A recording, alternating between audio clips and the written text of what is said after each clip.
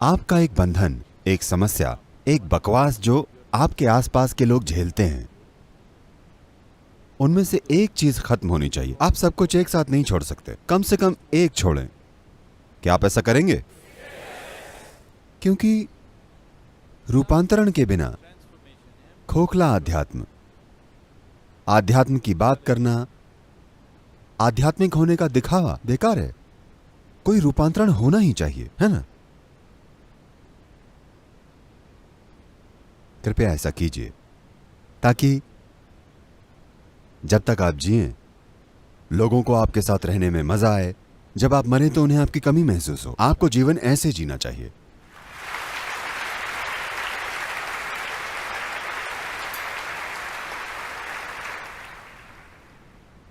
एक दिन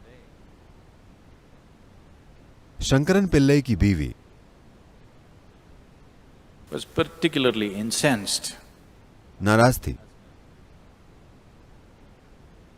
तो उसने सूप बनाया और उसमें 5 चम्मच भर के अलग से मिर्च डाल दी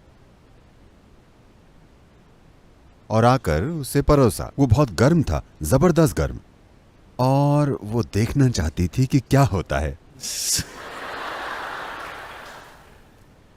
वो अपने हाथ मलने लगी, मगर वो अखबार पढ़ रहा था। वो बोली, सूप तैयार है, सूप तैयार है, सूप तैयार है।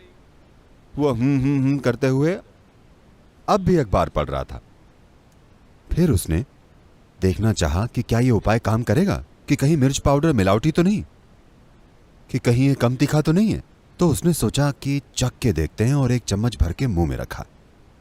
उसके मुंह में विस्फोट हुआ, आंसू उमड़ आए, आंसू बहने लगे।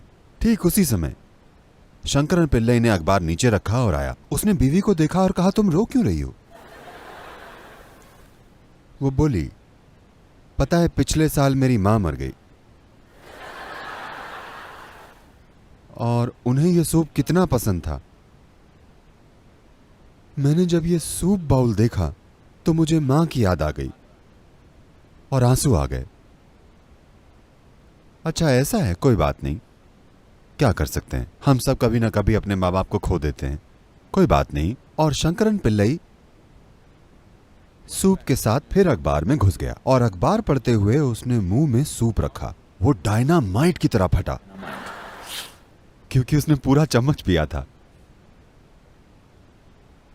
उसकी आंखों में आंसू आ गए। फिर वो आई और बोली, अरे तुम भी मेरी मां को लेकर भावुक हो गए?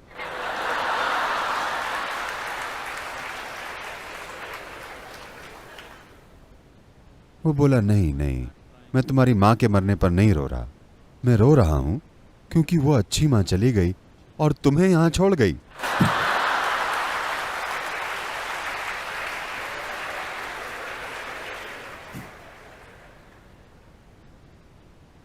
ये जीने का तरीका नहीं है। जब आप जिएं तो लोग आपकी मौजूदगी से खुश हों, जब आप मरें तो वह आपको याद करें। अगर इसका उल्टा होता है तो इसका मतलब है कि हम गलत तरीके से जी रहे हैं, है ना?